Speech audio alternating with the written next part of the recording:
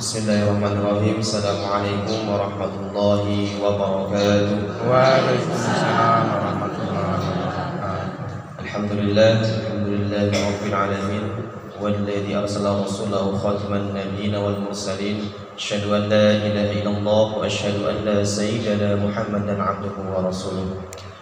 Baiklah ibu-ibu sekalian, langsung saja pada kesempatan pagi hari ini kita akan bersama-sama mendengarkan pembacaan kitab Yaqutun Nafis. Jadi Bu, kitab ini dikarang oleh Imam Al-Ustadz Muhammad bin Ahmad bin Umar Asy-Syatiri. Beliau lahir di Tarim dan tinggal juga di Hadramaut Tarim tempatnya. Beliau lahir sudah lama Bu, tahun 1312 dan wafatnya pada tahun 1360 di Tarim juga. Jadi beliau ulama, alim, kemudian ahli fikih, ahli hadis, mengarang kitab Al-Yaqutun Nafis. Apa Bu arti kitab Al-Yaqutun Nafis? Al-Yaqut itu artinya mutiara, berlian. Berlian yang warna biru itu Bu, yang warnanya mengkilat. Dan nafis itu artinya berharga. Jadi pengarang kitab ini atau mu'alif kitab ini menginginkan bahwasanya kitab ini menjadi kitab yang berharga dan mahal, indah, cantik, berharga dan mahal. Baiklah Bu, langsung kita akan membahas tentang tentang pengurusan jenazah.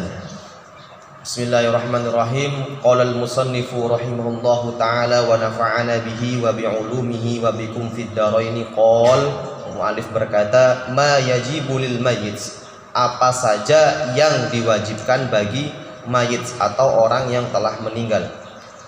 Alladzi yajibu alaina kifayan lil mayyitil muslimi al ghairi syahidi khamsatu asya'a.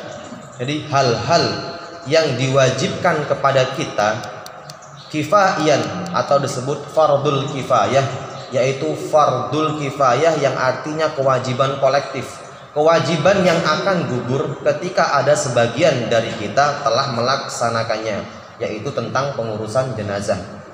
Khairis syahidi, kecuali mayit yang meninggal dikarenakan syahid, entah itu syahid di ma'rakah, apakah dia terhunus pedangnya sendiri atau terhunus pedangnya musuh, maka disebut syahid. Maka tidak wajib dimandikan dan tidak wajib dikafani, cukup dimakamkan. Khamsatu asya'a, ada lima macam atau 5 hal. Pertama, ghusluhu, memandikannya, wa takfinuhu, mengkafaninya, wa hamluhu, membawanya, wa sholatu alaihi, salat, wa dafnuhu, dan menguburkannya. Langsung kita bahas tentang yang pertama, ghuslul mayyiti, memandikan jenazah. Ghuslul mayyiti, memandikan jenazah. Sebelum kita membahas tentang memandikan jenazah, ada niatnya Bu. Tetapi niat memandikan jenazah ini hukumnya tidak wajib. Beda dengan niat mandi wajib kita sendiri atau mandi junub, maka niatnya wajib. Tetapi dalam memandikan jenazah niatnya tidak wajib di mazhab Syafi'i. Niatnya apa Bu? Kalau mayatnya laki-laki, ini bisa ditulis Bu, nawaitu ghuslal mayyiti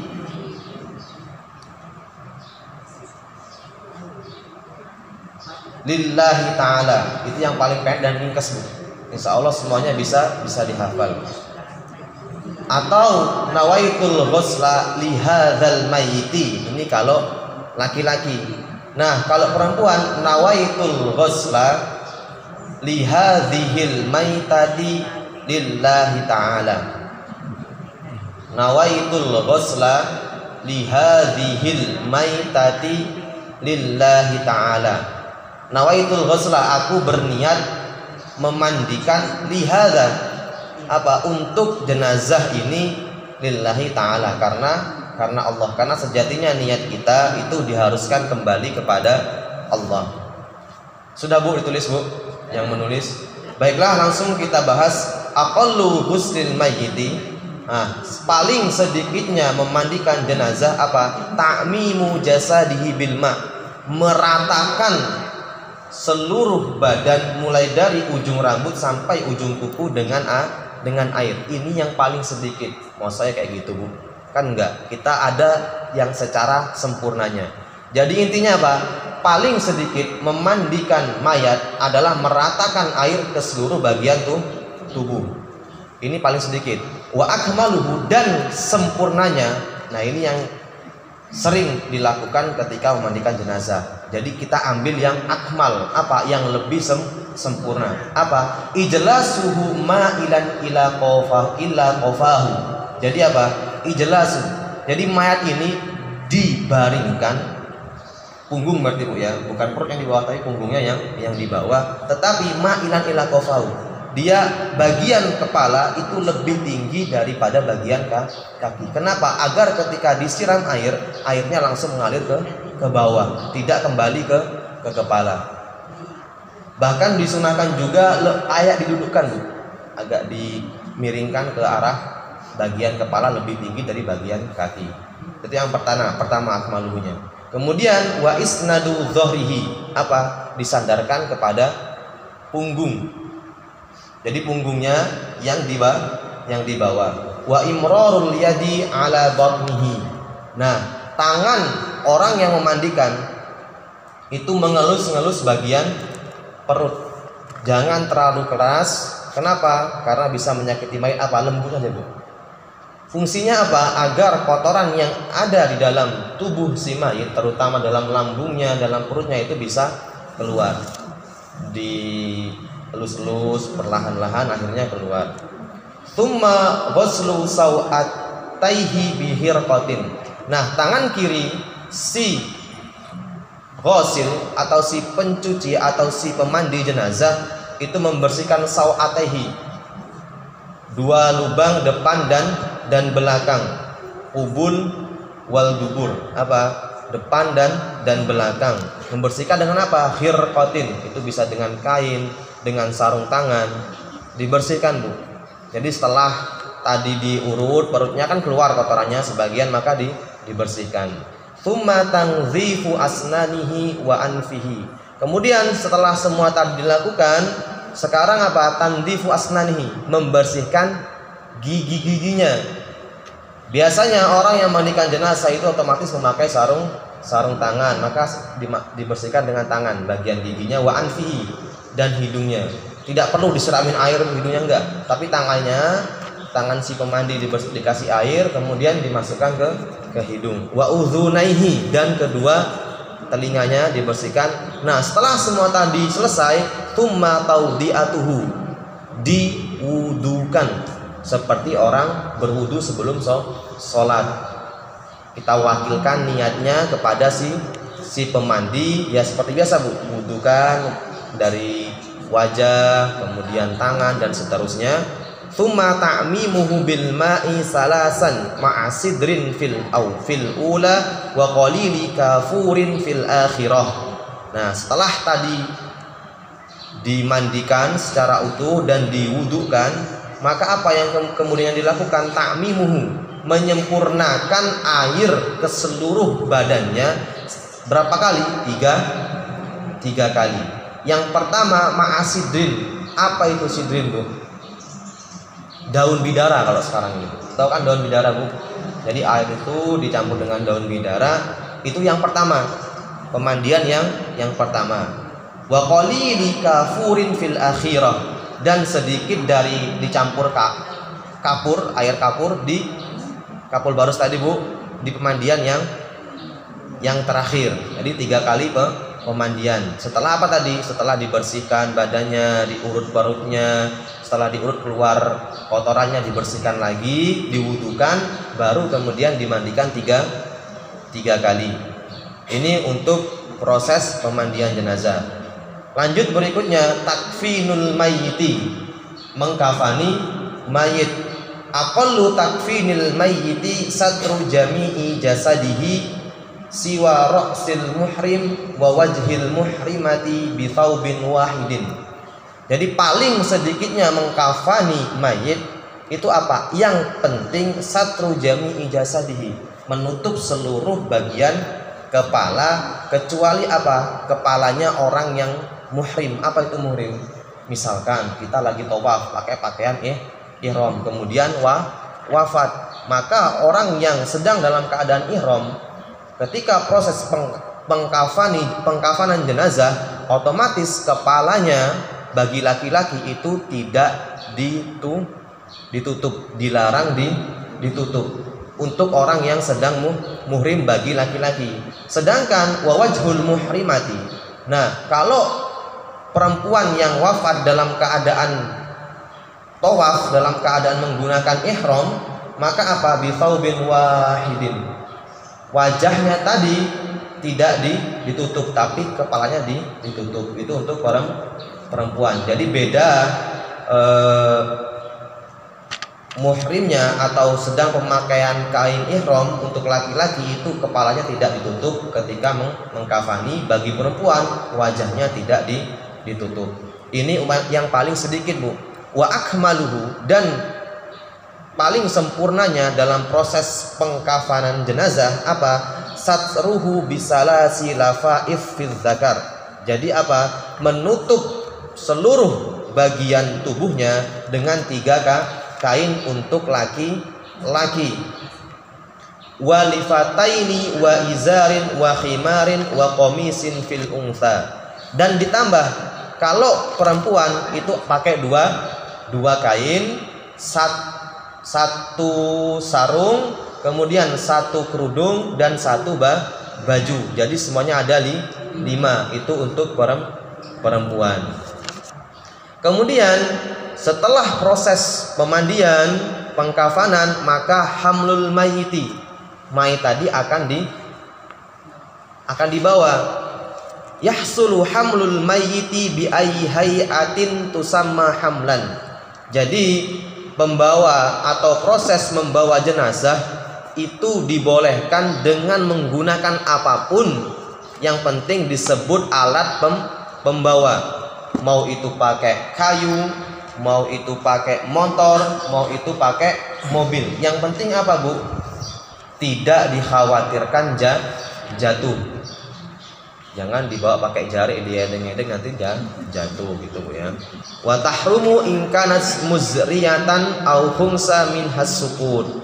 Bahkan dilarang apa? Membawa dengan contohnya kayu yang udah kering itu, Bu. Dikhawatirkan apa-apa patah. Kalau istilahnya gapuk. Kalau patah nanti mayatnya jatuh.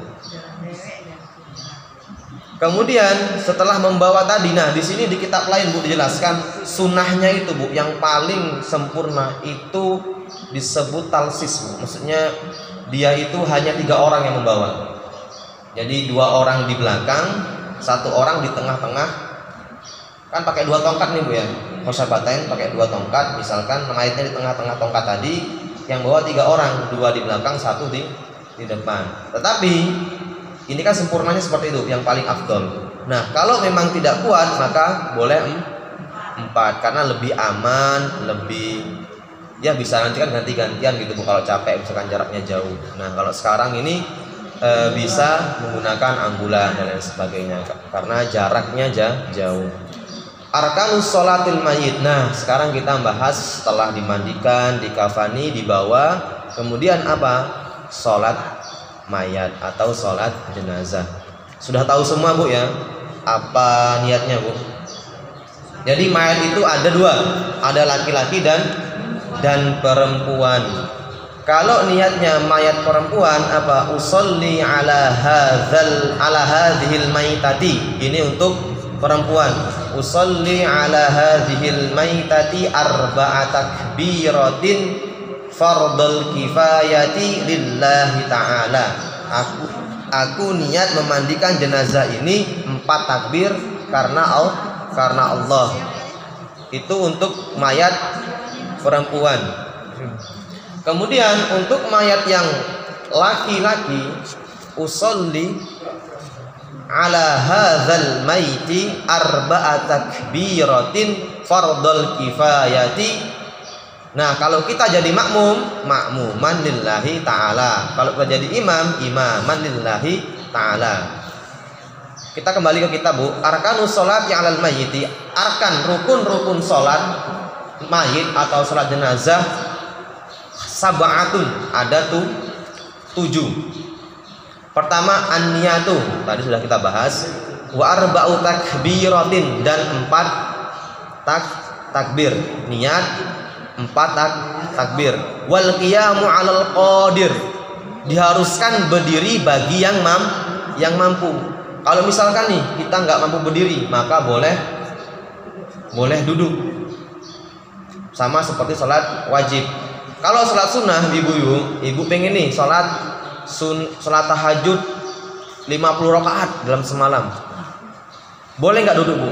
Boleh. Walaupun kita mampu berdiri, kita boleh duduk di setiap sholat sunnah. Mau itu duha, mau itu idul fitri, idul adha, apalagi taraweh, itu kan sholat sunnah. Walaupun kita mampu untuk berdiri, dibolehkan duduk. Tetapi apa?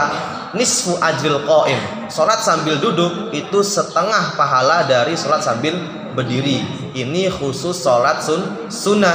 Kalau sholat wajib, maka diharuskan berdiri, kecuali dia tidak mampu. Kemudian wa qiraatul fatihati ba'da ihdat takbirat, membaca Fatihah setelah takbir yang pertama. Wassalatu 'alan nabi sallallahu alaihi wasallam ba'da tsaniyah, dan membaca sholawat setelah takbir yang kedua. Ibu hafalkan sholawat yang kita baca di tahiyat akhir? Nah, itu aja Bu dibaca, Bu. Lebih banyak, lebih sempurna. Walaupun Allahumma sholli 'ala sayyidina Muhammad wa 'ala ali sayyidina Muhammad sudah boleh, tetapi bagusnya tadi pakai yang tahiyat akhir. Wa du'a ulil mayyiti ba'da tsalitsah, doa terhadap mayit di takbir yang ketiga. Ada yang panjang, Bu. Banyak di kitab itu, banyak yang panjang. Ada abdaika, ada walidu abdaika, banyak itu, Bu. Tapi kita pakai yang pendek aja, Bu. Allahumma ghfir lahu warhamhu wa'afihi wa'fu anhu, untuk laki. Untuk perempuan bagaimana? Allahumma ghfir laha warhamha wa'afiha wa'fu anha. Kenapa pakai yang ini yang pendek? Karena semua kita hafal.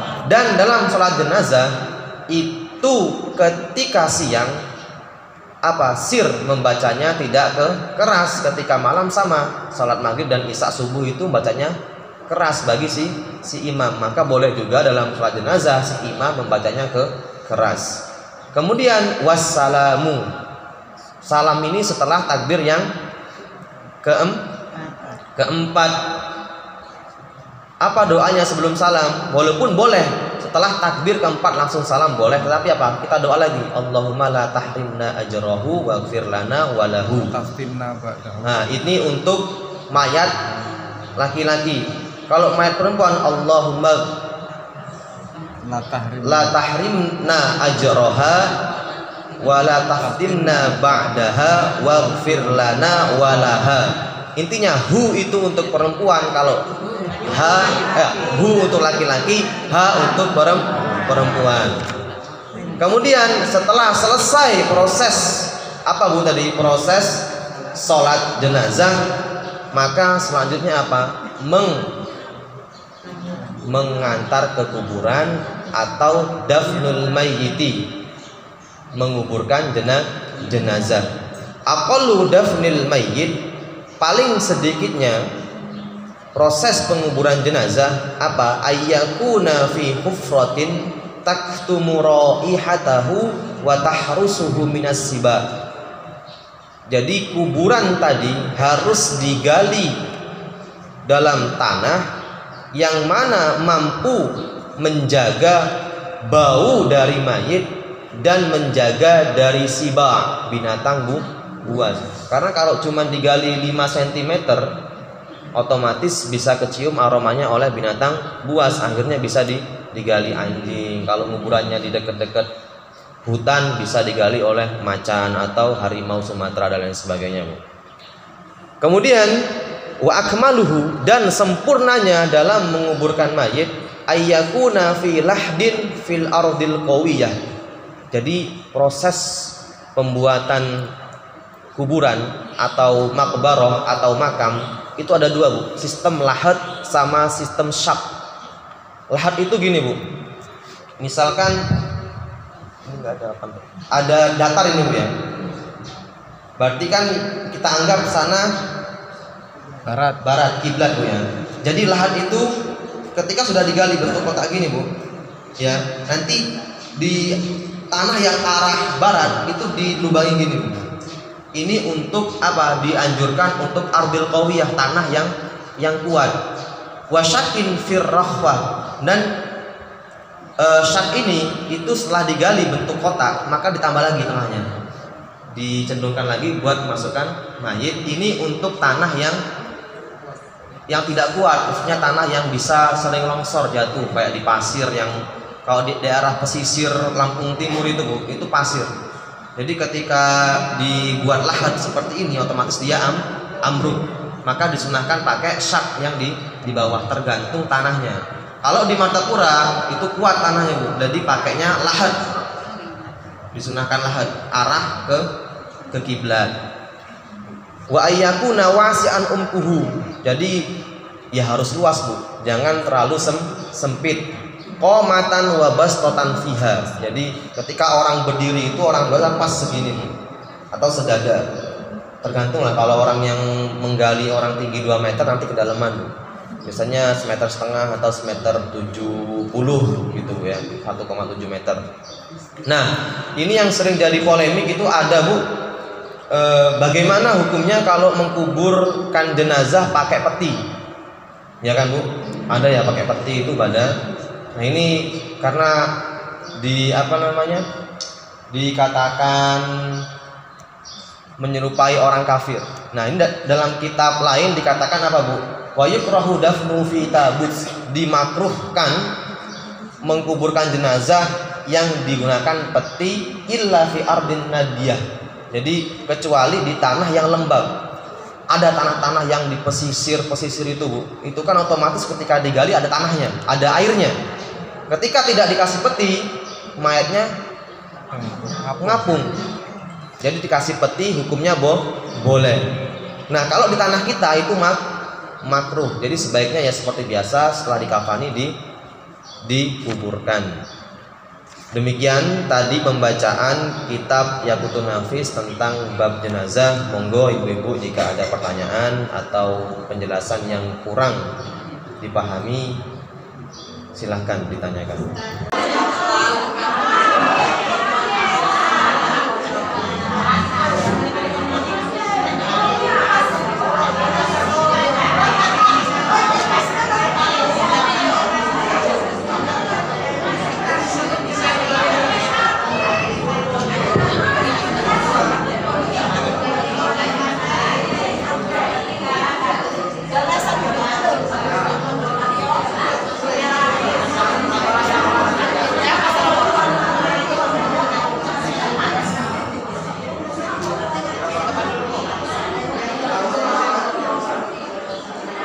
Tahu mana yang tua kita, mana yang ngajak mengajar. Cantiknya.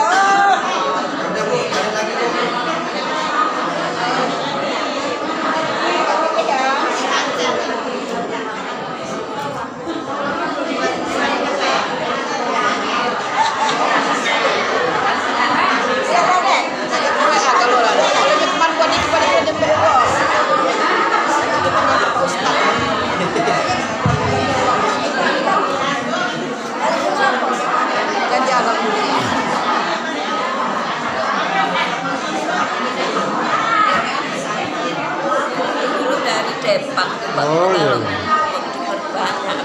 Oh Pak Sangku Anwar ini yang iya Bu. Oh kayaknya kurang ada fotonya ya. Baik Ibu, masih ada waktu dan kita akan tanya jawab. Tapi tadi ada yang bertanya tentang suami boleh enggak memandikan istrinya? Boleh. Istrinya boleh enggak memandikan suaminya? Boleh. Itu loh. Untuk urusan batal enggak ada urusan kalau suami istri kalau sudah mati. Karo yang lain nih yo. Jadi, kenapa? Dalilnya jelas.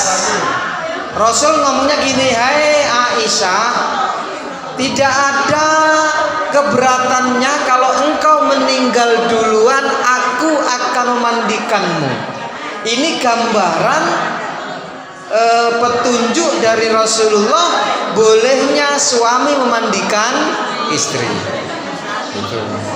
Istri memandikan suami. Tapi kalau untuk orang lain diusahakan jangan. Yang mahram saja. Ingat, kalau muhrim tadi kan disebutkan, muhrim itu orang yang sedang berihram, orang yang sedang umroh, orang yang sedang haji itu namanya muhrim. Kalau orang yang tidak bisa dinikah namanya mahram. Beda ya Bu ya. Kalau muhrim ini orang yang sedang berpakaian ihram. Kalau mahram itu orang yang tidak bisa dinikah. Suami itu memang juga orang lain, tapi jika dia mahram. Itu. Walaupun mazhab Syafi'i menyentuh suami saat masih hidup batal. Tapi mazhab Maliki nggak batal. Itu loh Bu. Artinya apa? Sebagian mazhab Maliki mengatakan boleh memandikan ini karena berdasar atas hadis Rasul, bahwa Rasul ngomong sama Aisyah, kalau nanti kau mati duluan nggak susah, aku yang mandiin. Nah seperti itu insya Allah.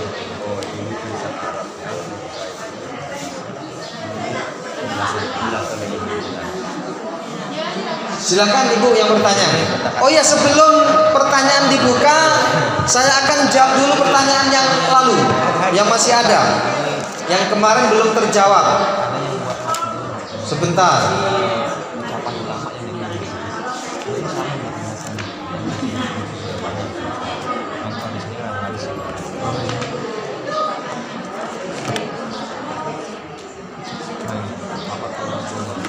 Baik. Ini pertanyaan di pertemuan pertama. Pertemuan pertama terus dibawa sama istri. Istri pertemuan kedua nggak ikut, jadi nyangkut di tas. Semoga yang bertanya hadir. Penting ini. Assalamualaikum Pak Ustadz. Seorang istri harus patuh pada suami. Benar? Benar. Bagaimana kalau suami meminta untuk dilayani di siang hari di bulan Ramadan? Apa hukumnya? Dan apa yang harus dilakukan istri? Karena suami akan pergi bertugas lamo. Nah, jadi siang-siang jam 9 puasa dapat bel dari komandan harus berangkat hari itu. Gimana ini? Semalam lupa. Ayo, gimana ini? Bu, untuk sangu lah gitu loh. Terakhir, karena perginya 4 bulan. Oh, tetap tidak boleh. Itu. Kalau mau nekat, boleh nggak mau nekat? Boleh, tapi konsekuensinya jenengan nanti di luar Ramadan puasa 60 hari berturut-turut. Kalau gangsi tok nggak bisa. Misal dapat 30 batal atau nggak bisa puasa, ulangi lagi 60 kali. Dapat 17 batal lagi, misal ngulangi lagi. Iya, menolak. Itu. Jadi ini bukan urusan patuh nggak patuh. Dalam kaidahnya begini, Bu. La ta'ata li maksiatil khaliq. Dengerin Bu, dengerin. Halo Bu, halo. La ta'ata li maksiatil khaliq. Tidak ada ketaatan kalau di dalam ketaatan itu bermaksiat kepada Allah.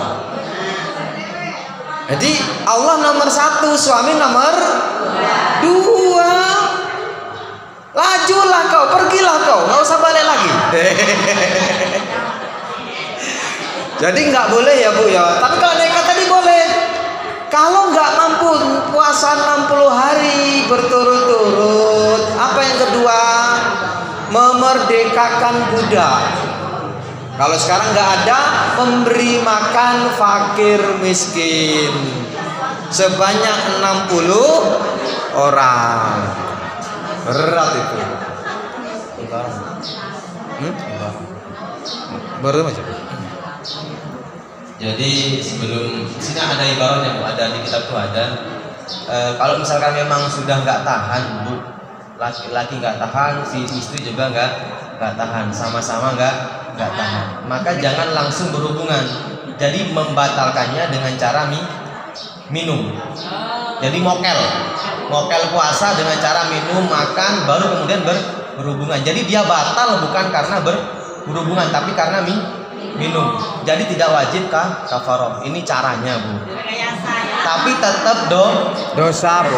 Di sini ada keterangannya. Wa man wati'a fi nahari ramadhana 'amidan. Barang siapa yang berhubungan intim di bulan Ramadan secara sengaja, amidan, fil fajri fa'alaihi qada wal kafarah, maka wajib baginya qada dan kafarah. Berarti ketika dia meninggalkan 1 hari tadi puasa, dia tidak puasa, maka dia wajib 61 membayar. Nah, dia wajib juga membayar kafarah. Tadi pertama apa? Memerdekakan budak, itsqu raqabah. Kalau nggak ada zaman sekarang, maka apa? Fa in lam yajid fasiyamu syahraini mutatabi'ain. Puasa 2 bulan berturut-turut atau 60 hari. Fa in lam yastati, kalau dia memang nggak sanggup puasa 2 bulan, maka apa? Wajib it'amu sittina miskinan likulli miskinin muddun. Jadi wajib membayar makan, memberi makan 60 orang miskin. Setiap 1 miskin tadi apa? 1 mud. Di sini dikatakan 432 gram. Kutnya orang Indonesia itu apa? Beras. Jadi 432 gram takriban, atau yang kita sebut dengan apa ya? 6 ons sekitar 6 ons. Enggak, cuman 60 orang miskin. Jadi 60 mud. 60 mud berarti. 6 kali 6 36 kilo lah. Enggak. Iya, 36 kilo. Jadi apa Ibu? Ya, kalau di sini pun gini, Bi. Di sini dikatakan apa? Wal kafaratu tajibu 'ala rajuli dunal mar'ah. Ketika memang sudah berhubungan, kafarah itu hanya wajib bagi laki-laki. Perempuan enggak? Tidak bagi perempuan. Kalau yang ngajak laki-laki, perempuan udah nolak tapi dipaksa, ya udah, maka laki-laki yang bertanggung jawab.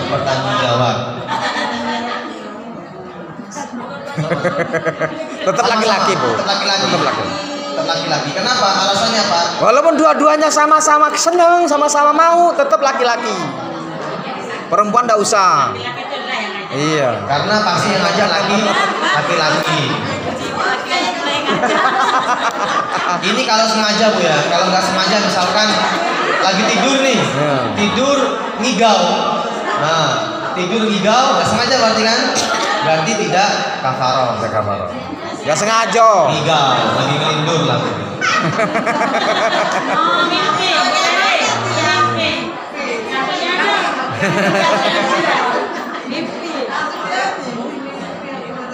Ini soal ada pertanyaan ya? Oh ya. Cukup yang ini yang nanya datang nggak ini? Tidak tahu, Bi, itu tanggal Bu Tati. Bu Tati mana Bu Tati? Nggak datang. Sampaiin nanti ya Bu jawabannya Bu ya. Kayak mana karena dari akal awalan cuma mubasyarah mana? Enggak. Laisa hunaka kafaroh. Gini Bu, kafaroh itu disebabkan ketika membatalkan puasanya dengan berhubungan sengaja. Jadi caranya biar gak bayar kafaroh apa? Sebelum berhubungan batalkan dulu dengan cara makan. Sama ketika misalkan ini kita pengen berhubungan Bu, pengen berhubungan dan pengen gak bayar kafaroh dan gak pengen dosa apa? Kita pergi dari Martapura ke Jakarta. dapat rukhsah untuk membatalkan puasa karena perjalanan kita lebih dari 2 masyafah, lebih dari 82 km. Jadi apa? Kita melakukan hubungannya di perjalanan. Jadi dia tidak puasa karena dapat rukhsah melakukan safar. Ini caranya. Kita pengen berhubungan sama suami, maka kita safar berpergian dari Martapura ke Lampung Timur. Itu kan Palembang. Nah, itu boleh, intinya lebih dari 82 km. Jadi kita batal puasa karena dapat rukhsah. Kita minum di jalan, makan di jalan, baru kemudian berhubungan, maka tidak bayar kafar dan tidak berdosa. Kenapa? Karena kita berpergian jauh. Jadi maksudnya yang di Al-Quran itu kan ada apa namanya? Gak dilarang berhubungan di bulan Ramadan, bolehnya di waktu malam. Kenapa? Karena Ramadan itu siangnya puasa. Kalau tidak puasa otomatis boleh seperti itu. Dan ini di ibaratnya ada ini. Baca. Wa hadza in asima bijima'ihi wa amma in lam ya'tam. Tadi kan kalau berhubungan di bulan Ramadan dia membatalkannya di rumah, walaupun dia minum dulu kemudian berhubungan, tidak bayar kafar tapi tetap dihukumi dosa. Kan membatalkan puasa dosa, Bu. Mokel. Tanpa sebab bukan karena sakit. Wa amma in lam ya'tam kaman wati'a wa huwa musafirun bi niyatit tarakhusi bil fitri fa innal kafarata la tajibu alaihi. Jadi jelas, Bu. Dan tidak berdosa barang siapa yang berhubungan intim dan dia sedang dalam perjalanan jauh dengan niat tarakhus atau niat rukhsah, keringanan dari Allah karena melakukan perjalanan jauh dengan membatalkan, maka kafarahnya tidak wajib dan tidak berdosa seperti itu. Tapi yang akal-akalan dapat dosa.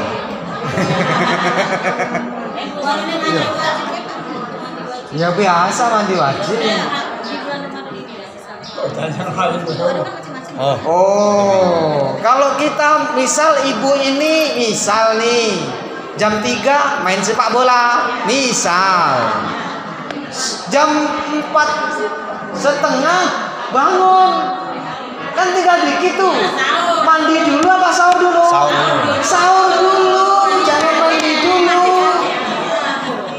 Sahur dulu, nanti setelah subuh mandi enggak apa-apa. Dia hari itu nggak usah ke masjid lah karena bangkong. Main sepak bola tadi. Iyo, main sepak bola tadi. Diperjelas sama Bu Sur.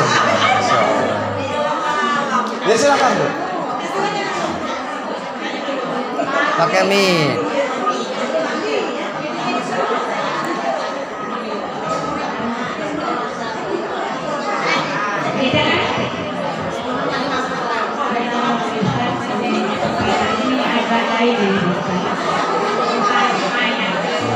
Bu, tanya aja Bu, jangan ngobrol, tanya aja, kalau nggak jelas tanya langsung, nggak apa-apa.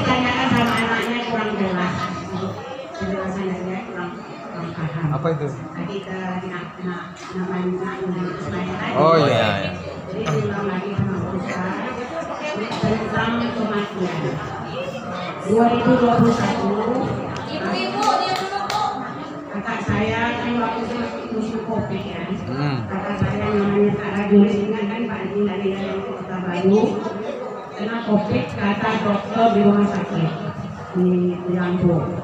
Jadi masih rumah sakit sekian bulan, kejadian itu langsung meninggal.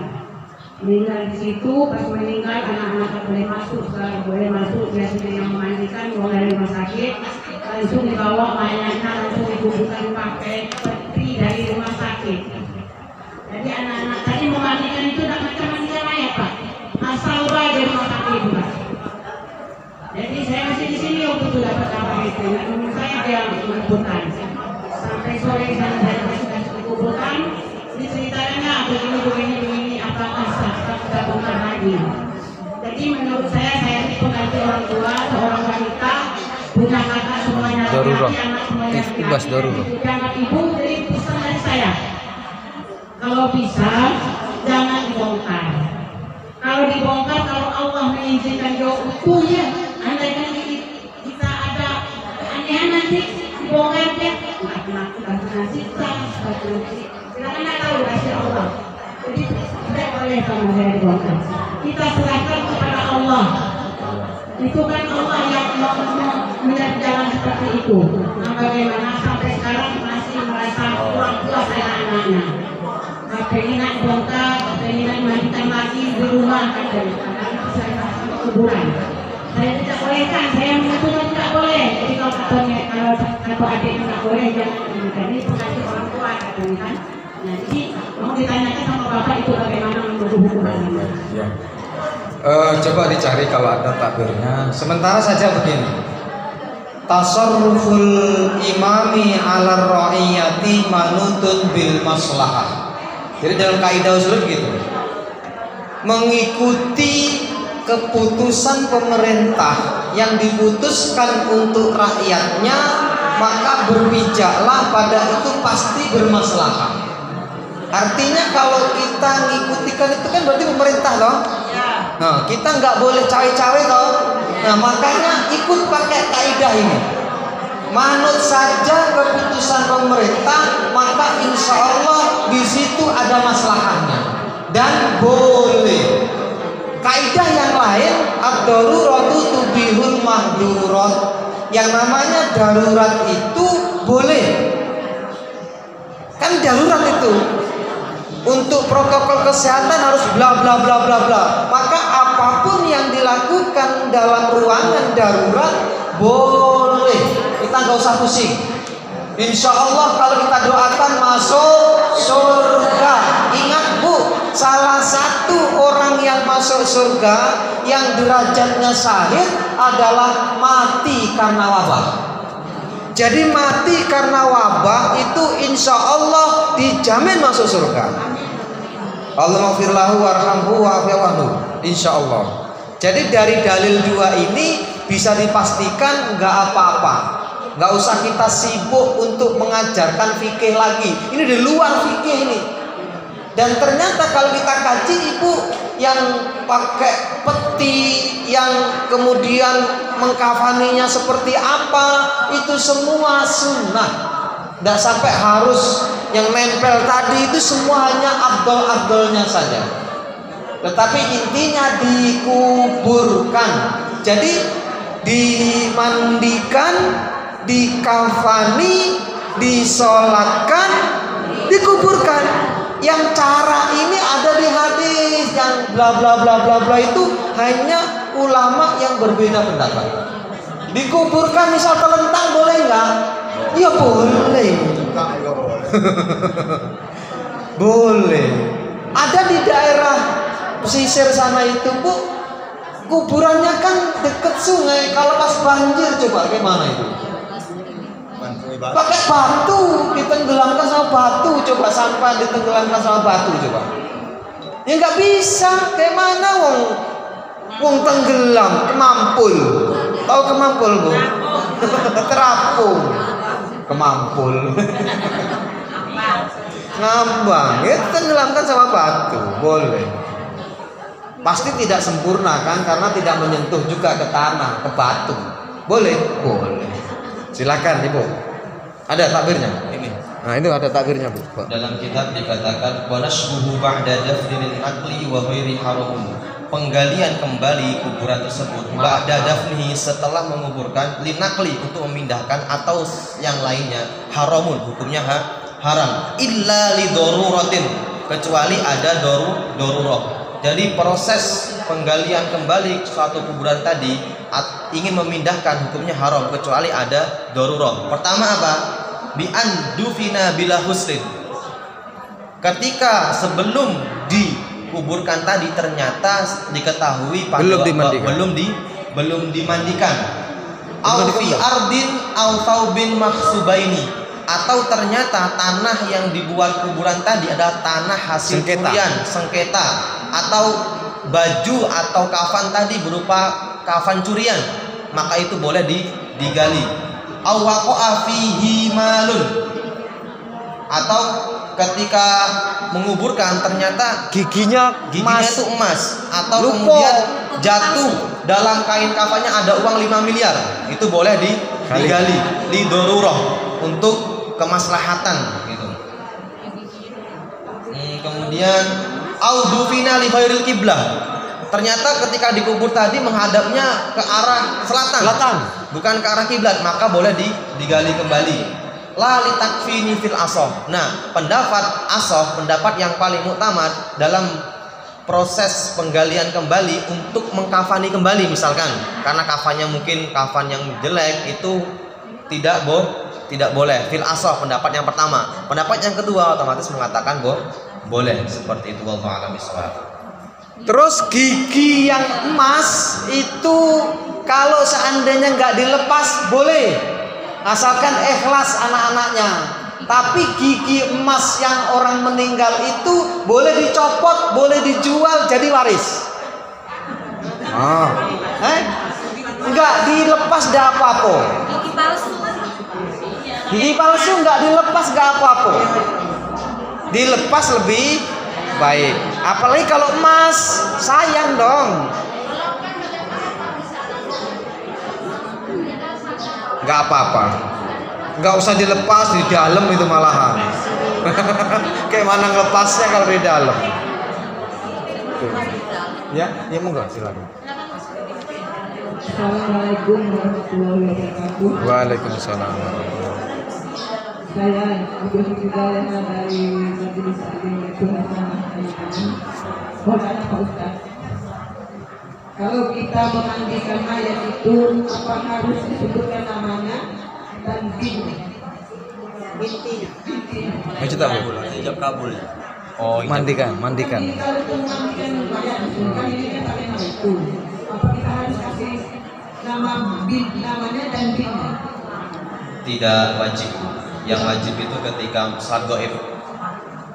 Salat gaib itu misalkan si imam itu harus tahu misalkan usolli ala hadzal mayyiti fulan bin fulan. Itu kan salat gaib. Nah, si makmum juga nggak wajib tahu, cukup usolli kama shollal imam. Aku niat sholat seperti niatnya imam. Boleh. Yang wajib tahu ketika sholat jamaah atau sholat mayit jenazah itu, maka yang wajib tahu namanya ketika sholat jenazah. Zikru baru wajib. Jadi zikr apa tadi, menyebutkan nama ketika memandikan tidak wajib, karena kan di depan kita ini kita tahu orangnya ini, yaitu yang dimandikan. Nawaitul ghusla li hadzal mayyiti lillahi ta'ala. Aku niat memandikan mayit ini depan kita ini. Nah, kan jelas sudah. Ya tidak wajib seperti itu. Wallahu a'lam bishawab. Sholat juga baru wajib. Kan ini nggak ada memandikan gaib, nggak ada kan? Nggak ada nih mandikan, nggak ada. Adanya sholat. Sholat tadi. Nggak mungkin mandikan gaib nggak ada orangnya kan? Jadi gini, niat untuk disebutkan namanya juga nggak wajib, sunnah aja. Tapi tahu itu bagus, nggak tahu nggak apa-apa. Gitu. Terus sama dengan begini, orang yang sholat malah justru batal kalau salah. Contoh begini, saya sholat maghrib makmum dengan Pak Melwani. Nah, karena dari belakang kayak Pak Melwani nih. Kok setelah selesai sholat kok bukan Pak Melwani, malah justru membatalkan sholat. Cukup niat saya sholat ikut imam. Usolli fardhu dzuri arba'a raka'atin mustaqbilal kiblati ada makmuman ila Pak Melwani misal. Kok laisa Pak Melwani lam tasih sholatuh, maka sholatnya justru nggak sah kalau niatnya disebutkan namanya. Sama nanti juga begitu disebutkan namanya si A, oh bukan, ternyata malah nggak sah nanti malahan. Nggak usah disebutkan. Iya. Nggak usah disebutkan hadal mayit, sudah ini mayit, sudah nggak usah disebutkan namanya. Disebutkan boleh apa boleh? Boleh. Disebutkan boleh. Memandikan disebutkan boleh apa boleh? Boleh disebutkan namanya. Tapi nggak wajib. Tadi ilahnya tadi apa? Kiasannya tadi kita sholat tadi. Jadi nggak usah repot-repot. Aku sholat duhur makmum sama Pak Melwani, nggak usah disebutkan Pak Melwaninya, nggak usah. Kalau salah ternyata kok Pak Darman, oh betul salah. Ternyata Pak Susilo yang imam, salah itu. Apalagi ada orang kembar kan sulit malah. Silakan yang lain Ibu, masih banyak waktu. Ya monggo. Iya apa aja silakan. Sana dulu Bu. Sana dulu. Assalamualaikum warahmatullahi wabarakatuh. Waalaikumsalam warahmatullahi. Saya mau nanya nih Pak, seandainya saya ingin memandikan jenazah ibu saya seandainya, terus saya datang bulan itu, gimana boleh apa enggak? Oke, mau Pak Biru masih tuh? Terima kasih. Apa memandikan jenazah? Saat haid. Itu boleh Bu, takbirnya nanti saya cari, tapi itu di kitab-kitab boleh. Jadi si pemandi atau si ghasil itu tidak harus suci dari hadas besar atau hadas kecil. Ke makam boleh. Boleh. Karena gini Bu, sejatinya itu kan yang mandi itu kan si mayat. Kita ini hanya membantu proses. Karena dia nggak bisa mandi sendiri dia itu. Karena si mayat nggak bisa mandi sendiri. Jadi kita yang memandikan tidak harus suci dari hadas besar. Ketika haid juga boleh, ketika junub juga boleh seperti itu. Nanti dicarikan vitamin. Jadi gini Bu, orang yang haid yang nggak boleh apa? Sholat, terus puasa, terus tawaf, baca Quran, nyentuh Quran, iktikaf di masjid, itu loh. Yang lainnya boleh nggak? Boleh. Masak boleh nggak? Boleh. Ini ada orang nanya masak boleh nggak? Ya boleh. Ini kadang repot, bangun 4:30 belum mandi junub nggak boleh masak. Boleh.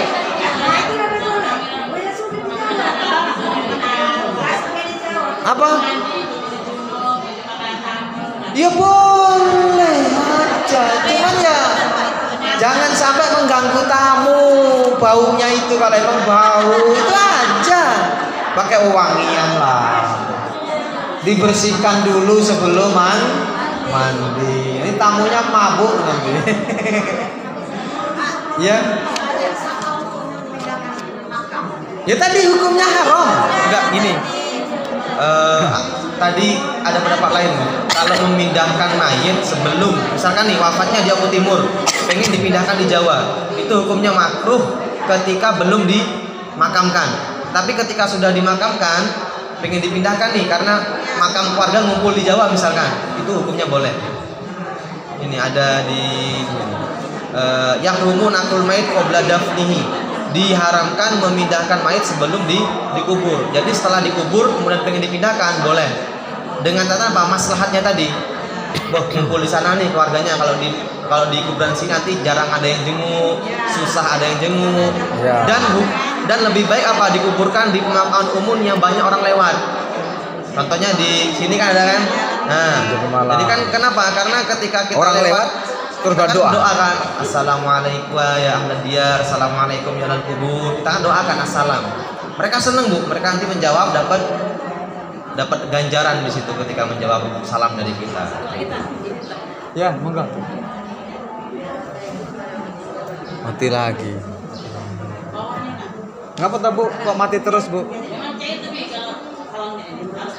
Saya tanyakan Pak, kalau kita sudah menguburkan jenazah, orang-orang sudah pulang, ada keluarganya yang tinggal orang berdua orang itu, atau memang ada aturannya bagaimana Pak? Maksudnya?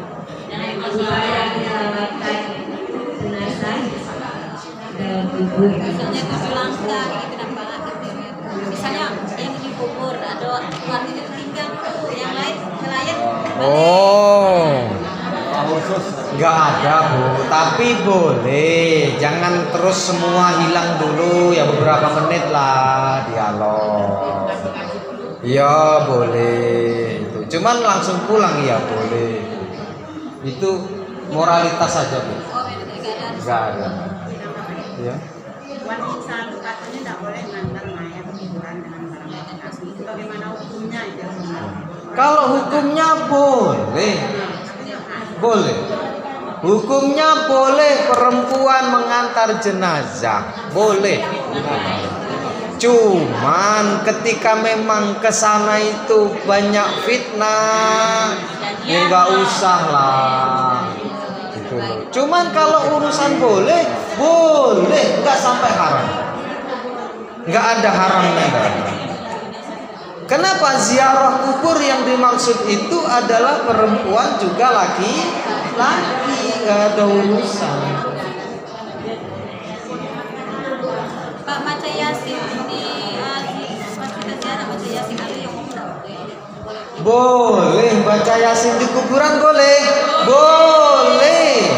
Masya Allah. Boleh. Bahkan ini Bu ya, Ada hadis nih. Ada hadisnya ini riwayat Abu Dawud bab Ibnu Majah wasahu Ibnu Hibban. Apa? Kalau Rasulullah sallallahu alaihi wasallam iqra'u ala mautakum Yasin. Jadi apa? Disuruh bacalah kepada orang yang mati Yasin, bacaan Yasin. Ini riwayatnya Ibnu Daud, Abu Dawud dan Ibnu Majah. itu di mana saja? Salah satu riwayat. Bahkan gini Bu ya, dalam hadis itu gini. Mal mayyitu fi qabri, tidaklah seorang mayit di dalam kuburnya illa kagharikil mutagawis, kecuali seperti orang yang tenggelam yang minta tolong. Orang tenggelam, agis nih, ngedelem lagi ya, gitulah. Orang yang mati itu gitu. Jadi kagharikil mutagawis itu maksudnya begitu. Makanya istighosah itu artinya apa? Tenggelam minta tolong. Maka ada kalimat istighosah itu agisni, tolong. Jadi orang yang mati tolong. Kalau kamu dengar sih, yarjuna, mereka itu yang tadiru dakwatan talhaqahu min abihi wa ummihi wa ukhtihi wa ibnihi wa sadiqin lah. Ini yang penting. Mereka itu menunggu doa, menunggu sedekahnya orang yang masih hidup, apa bapaknya, ibunya, anaknya, saudaranya, bahkan temennya. Coba sodikin lah, itu temennya. Artinya teman sama teman itu bisa mendoakan dan sampai Bu. Maka jenengan punya bestie itu di dalam ini. Jenengan punya teman yang akrab, jangan sia-siakan. Nanti ada korelasinya. Ngomong, Mbak Yu, kita udah baik nih teman, nanti dunia ini yuk kita bawa ke akhirat. Kalau nanti saya mati duluan doain ya. Yes, bestiku misal. Sama kalau nanti kamu mati duluan, aku akan mendoakanmu. Terus dilanjutkan dalam kitab Ar-Ruh. Ini nggak sabar kita. Nanti ketika nanti jenengan mati, teman-teman yang baik tadi, yang kita doakan tadi, itu udah nunggu kita Bu, nyambut kita mati. Kita disambut teman-teman kita yang besti-besti tadi. Nggak percaya nanti. Aku gur maca kitab, aku yakin dengan kitab yang saya baca. Nah itu loh Bu. Berderet teman, makanya nanti jenengan ya. Ini kita ada bersama nih, bertahun-tahun bersama di majelis taklim. Nanti kalau saya mati, sampai mati duluan, misal nih. Sampai mati duluan, terus saya terakhir, misal. Kan sampai saya doakan nih. Sampai tuh nunggu. Wah ini satu sila mau mati. Nah kita tunggu dulu. Berderet tuh, menyucap salam, assalamualaikum ya Susilo. Sampai bisa bahasa Arab nih kono. Assalamualaikum ya Susilo. Wih. Yang apa yang berhadis dia? Itu Bu ya. Jadi ya. Kalau orang yang meninggal bulan puasa, kemudian tidak menjalankan puasa selama 2 hari itu bagaimana? Tidak puasanya kenapa? Karena sakit. Tidak, karena tadi sakit, sakit, terus dia meninggal, dia Oh, iya. Ganti apa? Jadi dalam sejarahnya ada seorang perempuan itu mengadu sama Rasul. Ya Rasul, ummi matat wa alaiha siyam. Ya Rasul, aku punya ibu nih mati dan dia punya hutang puasa. Apakah aku harus membayarnya? Lalu Rasul nggak ngomong enggak, iya enggak. Rasul ngomong begini, kalau ibumu punya hutang sama seseorang, kamu bayar nggak? Iya saya bayar. Nah ini hutang sama Allah, bayar. Bayarnya pakai puasa maksudnya Rasul. Jadi anaknya itu puasa atas nama ibunya. Apanya? Maksudnya? Iya sama dengan meninggalkan sholat sama. Intinya dikodokkan orang yang masih hidup.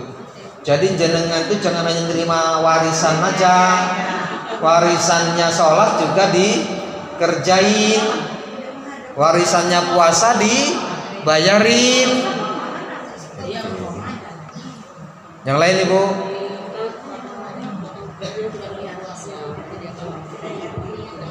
Oh ya, oh Ibu Mar yang nanya ini sudah saya share di grup ya.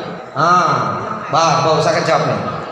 Dalam kitab ini sudah saya siapkan jawabannya, Bughyatul Mustarsyidin. Boleh nggak kita memasakkan orang yang bekerja di bulan puasa? Ini nih. La yajuzul fitru li nahwil hasad wal jadzabun nahl wal harad dan lain sebagainya. Tidak boleh orang yang bekerja ngerek, al-hasad itu ngerek kalau sekarang. Tidak boleh nggak puasa, harus puasa. Atau orang yang sedang memanen kurma, atau tukang luku, pokoknya semua yang bekerja nggak boleh nggak puasa, harus puasa. Artinya nggak boleh dikasih makan. Ini. Terus di sini.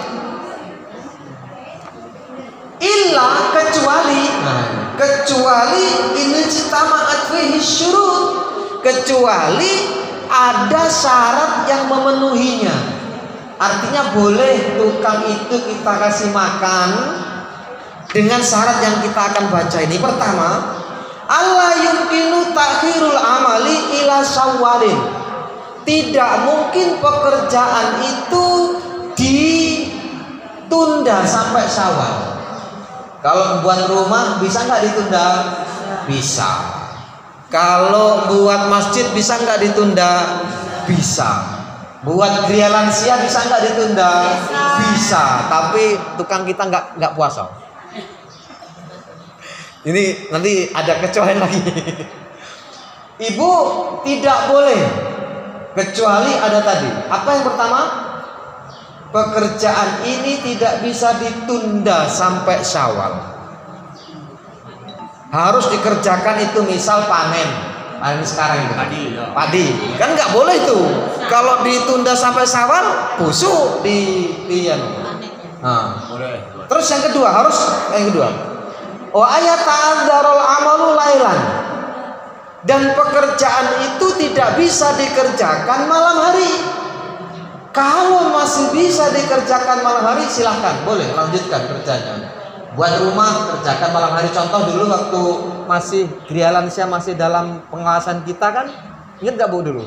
Malam saya suruh kerja. Ini kan sementara ini kan gria lansia bukan pengawasan kita. Paham maksudnya? Nah, makanya atap juga sekarang. Yang dulu kan, yang waktu pertama Ramadan dulu nimbun masih bisa, jadi sore sampai malam dulu gitu Bu, pagi sampai jam 10, kemudian malam sampai jam 10 dulu begitu. Nah itu Bu. Tapi kalau dikerjakan malam bisa dikerjakan malam saja. Kenapa? Kalau memang orang yang bekerja itu sudah pasti nggak bisa puasa. Harusnya yang ketiga nih, ayasuka alaihi saum masyaqqatan la tahtamilu adah. Atau dia ini memang bolehnya nggak puasa. Syarat yang ketiga, dia ini sudah punya kesulitan yang tetap. Misal selama ini kalau dia puasa mahnya kambuh, Selama ini kalau dia puasa otaknya jadi sakit misalnya. Kan banyak tuh orang yang ketika puasa dibawa puasa jadi berbahaya. Berarti ini sudah masyakoh yang jelas. Ada kesulitan bagi dia, ada illah bagi dia yang jelas. Maka orang yang seperti ini boleh dikasih makan. Boleh dikasih makan. Selanjutnya,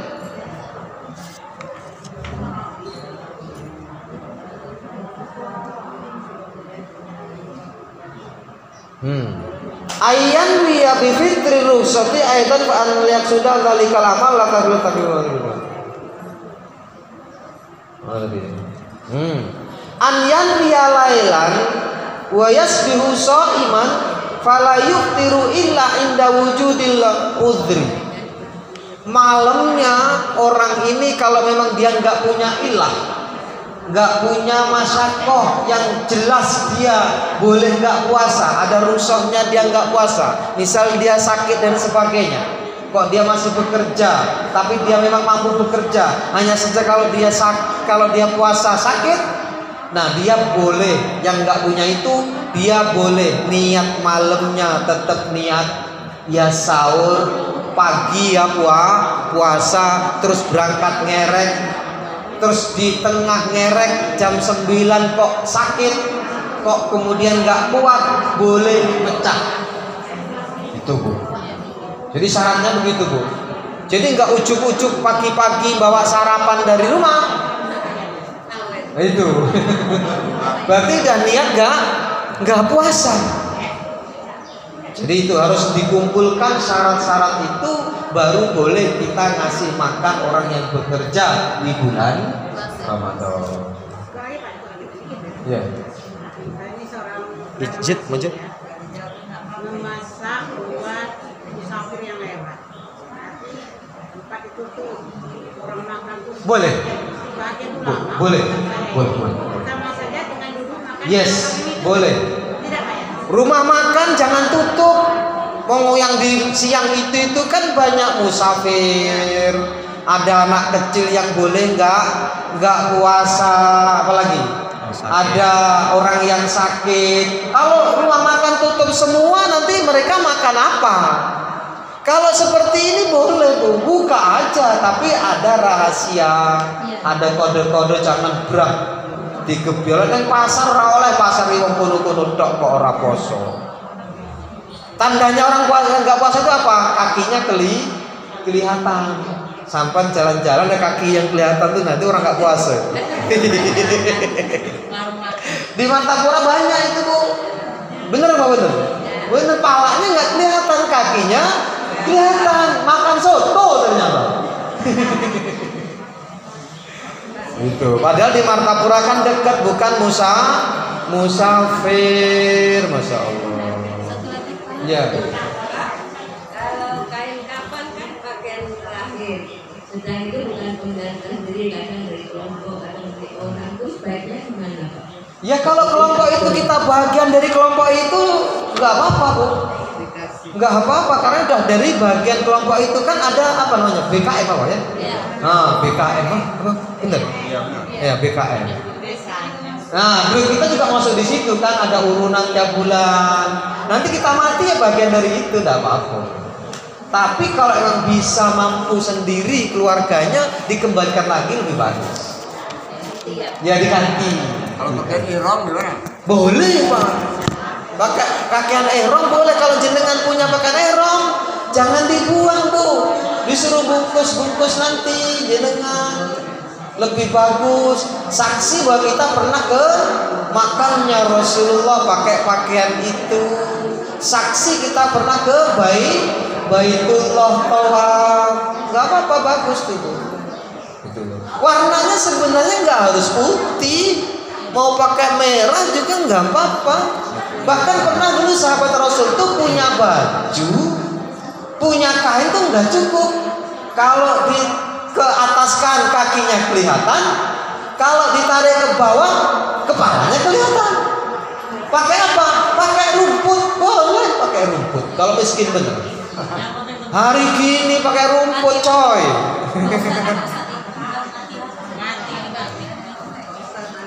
Ya, masih ada waktu, silakan ya Pak ya. Sampai duhur. Kalau kita mau ngirim Al-Fatihah untuk yang sudah meninggal yang tidak tahu binnya, apakah kan ada yang menyebutkan bin Adam atau Bin Fulan. bin Fulan? Iya. Apakah itu ada hadisnya atau Ada nggak ada? bagaimana? Sementara boleh semua Bu. Silahkan mau pakai bin Adam atau bin Fulan. Tapi menurut saya sementara ini takbirnya kalau dicari mungkin bin Adam saja, jangan bin Fulan. Karena nanti Bu kalau nggak jelas tuh nanti di sana jadi tumpukan paket yang direbutkan. Mungkin pernah saya sampaikan ya Bu ya. Doa jenengan itu jadi tumpukan paket kalau nggak jelas. Jadi rebutan di sana. JNT-nya itu Mak Jolas. Alamatnya nggak jelas, JNT-nya itu beda. JNT-nya malaikat itu buat aja di sana. Jadi rebutan di sana. Sudah pernah saya ceritakan kan ya Bu ya. Nah seperti itu.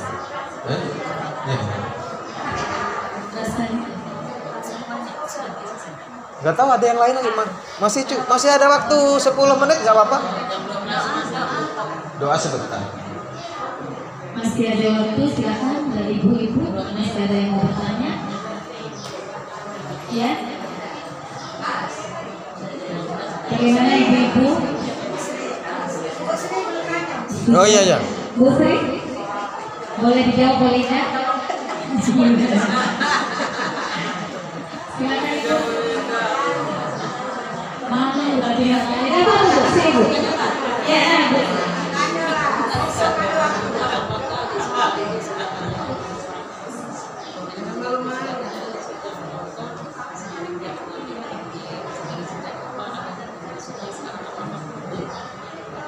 Apakah ada orang sekarang di surga? Ada dua keterangan. Keterangan yang pertama sebagian sudah, tapi ini keterangan bisa dikatakan tidak kuat. Yang ada adalah keterangan belum ada yang masuk surga kecuali Rasul masuk duluan. Dan berarti sekarang orang belum ada yang di surga. Tapi ada keterangan lagi, bayi-bayi yang meninggal belum balik itu ada di surga. Bersama siapa? Bersama Nabi Ibrahim. Bahkan sebagian mereka itu menjelma burung-burung hijau yang sudah masuk ke dalam surga. Ansuk kandul jannah kelas lanjutkan. Al-an. Laijan ya itu Bu. Jadi belum ada Bu. Jadi setelah Nabi Adam keluar, Iya. ada yang Belum ada.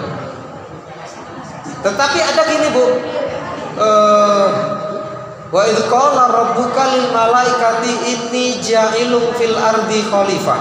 Ingatlah saat Allah ngomong sama para malaikat, sesungguhnya aku akan membuat manusia di muka bumi.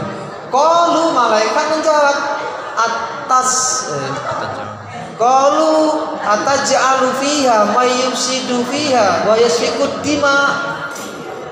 Ya Allah, kamu akan buat orang yang nanti hanya merusak bumi, hanya menumpahkan darah.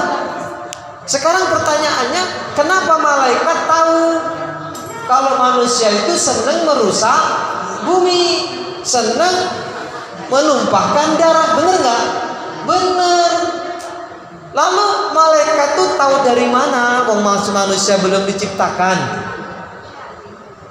Nah ini panjang lagi tafsirnya itu Bu. Kenapa malaikat tahu? Kan malaikat sebenarnya kan belum tahu manusia itu belum diciptakan. Allah itu mau menciptakan, ngomong dulu. Wa idz qala rabbuka lil malaikati inni ja'ilun fil ardi khalifah. Qalu, mereka menjawab, ataj'alu fiha ma yufsidu fiha wa yasfikud dima wa nahnu nusabbihu bihamdika wa nuqaddisu lak. Apa kamu enggak cukup ya Allah menciptakan kami ini yang selalu bertasbih kepadamu, selalu memuji kamu? Malaikat kan hanya bertasbih memuji, enggak ada kerjaan lain malaikat tuh. Apa gak cukup ya Allah? Qala inni a'lamu ma la ta'lamun. Hai malaikat, aku lebih tahu dibandingkan dengan kamu. Nah, ada Bu yang menafsirkan dulu sebelum periode Adam ini ada Adam sebelumnya. Yang itu sudah masuk surga. Yang masuk surga, yang masuk neraka. Kenapa dalil ini juga diucapkan? Karena Rasul saat ke surga waktu Isra Mi'raj itu sudah ada penghuni surga. Jadi tafsirnya itu nyambung tuh Nabu.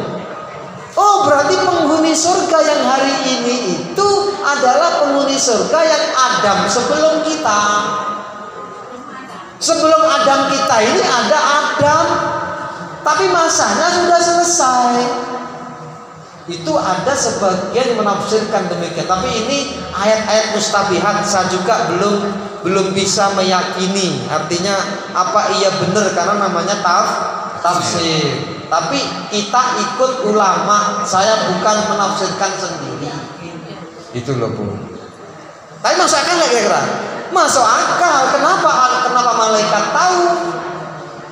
Kok manusia itu menumpahkan darah? Bener nggak? Bener. Cuma sampai sekarang Israel itu belum selesai. Udah berapa puluh ratus tahun permusuhan itu. Dulu Belanda masuk Indonesia bunuh-bunuhan nggak? Bunuh-bunuhan. Jepang bunuh-bunuhan. Waktu dulu perang-perangnya Rasul bunuh-bunuhan, menumpahkan darah. Tahu dari mana? Karena Adam sebelum Adam ini ada.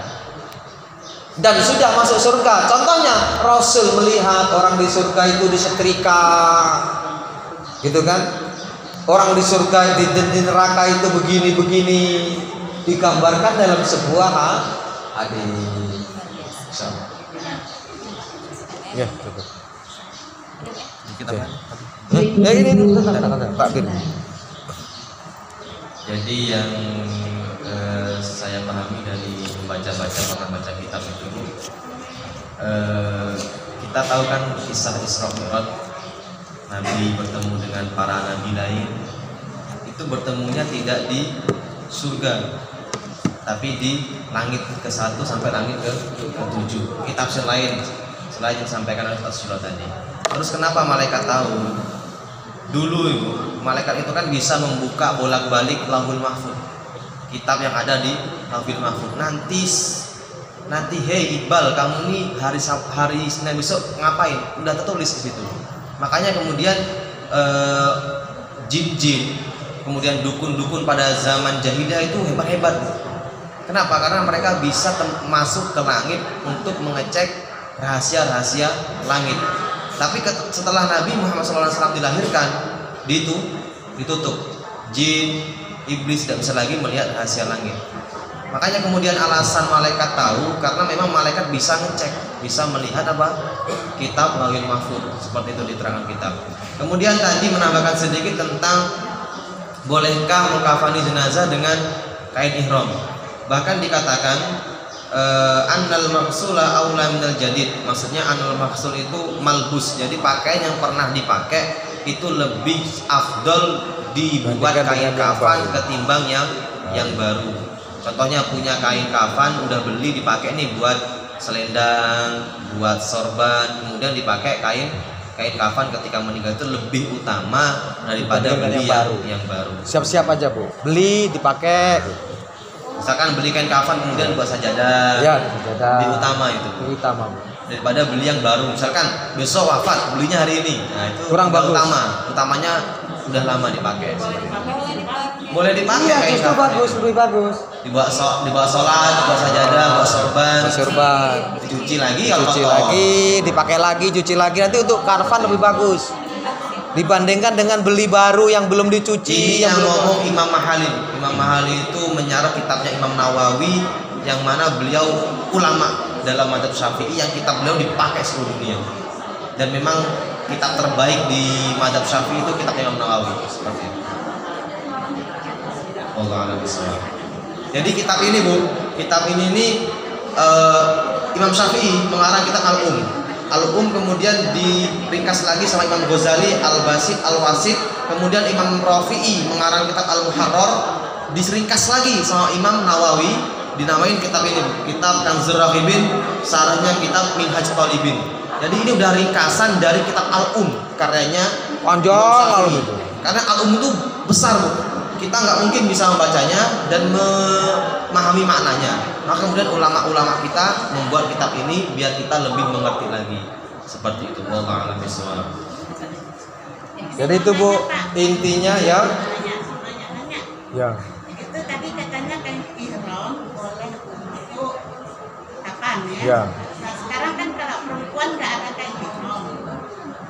Ya. Oh ya. Nah, bolehkah kain kapan untuk kasih anak saya? Oh boleh. Kain ihram punya suami. Boleh. Boleh. Bahkan Siti Khadijah itu dapat kain dari Rasulullah. Iya, boleh. Yes, boleh. Kalau enggak ibu belilah mulai sekarang, siap-siap mau mati. Loh, benar ini. Pakailah untuk sholat, Bu Ros. Siap-siap, pakai untuk. Jangan dijahit ya. Jangan dijahit, pakai untuk sholat. Beli kain jangan kain yang murahan kayak yang di untuk bungkus kita itu kain yang bagus lah, beli yang panjang yang bagus untuk sajadah tiap hari. Nanti kalau kemudian kotor dibersihkan lagi, kotor lagi bersihkan. Nah nanti wasiat sama anak-anak, nah kalau nanti saya mati pakai ini aja ya. Itu dahsyat, lebih bagus dibandingkan beli baru. Ingat itu Bu, ilmunya tadi dari Ustaz Iqbal lagi. Bagus itu, 12 meter yang panjang. Iya, kan dipakai untuk sajadah kan enggak apa-apa. Ada haibahnya kan dibawa untuk salat. Sudah. Oke, Ibu luar biasa sekali ya. Mungkin banyak lagi pertanyaan-pertanyaan, namun karena waktu saat ini tidak mengizinkan. Sebelum untuk menambah berkat kita pada hari ini, mari kita sama-sama berdoa. Sebelumnya kita ucapkan terima kasih kepada Bapak Ustaz berdua. Siang hari mengakuasi. Ya betul. Bareng sama Ibu terkasih. Sekian acara kita pada hari ini, saya ucapkan banyak terima kasih. Saya selaku bawa acara, mohon maaf bila kata yang salah. Mohon ampun kepada Allah Subhanahu wa taala. Saya tutup dengan wassalamualaikum warahmatullahi wabarakatuh. Waalaikumsalam. A'udzu billahi minasyaitonir rajim. Bismillahirrahmanirrahim. Alhamdulillahirabbil alamin. Allahumma shalli wa sallim wa zid wa barik wa karim wa azim wa alim ala sayyidina wa maulana Muhammadin wa ala alihi wa sahbihi ajmain. Allahumma ighfir lana dhunubana wa liwalidina warhamhum kama rabbawna shighara. Allahumma ij'al dinana dinan Nabi sallallahu alaihi wasallam wa islamana islamal muslimin wa imanana imanal mu'minin wa salatana salatal khashi'in wa ruku'ana ruku'al mutawarri'in wa sujudana sujudal mutadarri'in wa amalana amalan sholihin wa niyatana niyatal mukhlisin wa dhunubana dhunubal mustaghfirin wa hayatana hayatal ulama wa mautana mautas syuhada. Rabbana atina fid dunya hasanah wa fil akhirati hasanah wa qina adzabannar. Subhana rabbika rabbil izzati amma yasifun wa salamun alal mursalin walhamdulillahi rabbil alamin. Bisiril Fatihah.